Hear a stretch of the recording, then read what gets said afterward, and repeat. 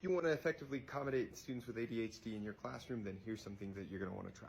Hi, my name is Mr. Lindsay. I'm a special education teacher and adult with ADHD, and here's the top 3 accommodations that I've seen be effective in my classroom. Now, before I get into the specifics of the accommodations, there's one thing I need to make clear. The underlying ingredient to all of these things is clear boundaries and expectations. If you've established a framework of clear boundaries, expectations, and consequences, then these accommodations are more effective than if you haven't. Number 1, we've got flexible seating. Giving students the autonomy to choose where they sit, especially for students with ADHD, is a really big deal. Students in my classroom don't have assigned seats. They can sit up at the high top. There's a desk right here where they can sit by themselves. And the most popular, we have our cushions over here in the standing square. Every single day, each student has the opportunity to choose one of these spaces to be in the classroom. There's also a clear expectation that if they cannot handle being in that space for the day, that they're going to get moved to a different spot. But even if they get moved, they get another opportunity the next day to choose. This combination of freedom and autonomy with boundaries has been proven to be very effective in my classroom. Number 2 is specific timelines. Now, what I mean by that is when we are doing a task as a class,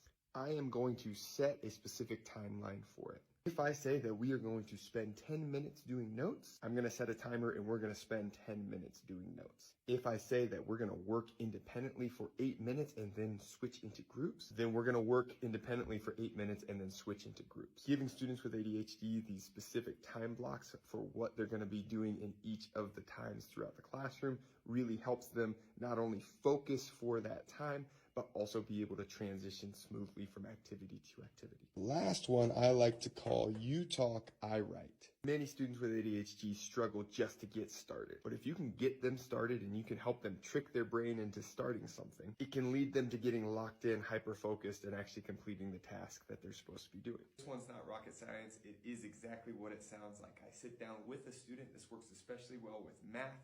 I have them talk me through the process while I write out the numbers, I write out the symbols, I ask them questions and prompt them. I've found that as I do this and they watch themselves be successful, I can ease off more and more and more with my help in the process. Eventually that leads to me handing the pen over to them, watching them do a problem, and then walking away.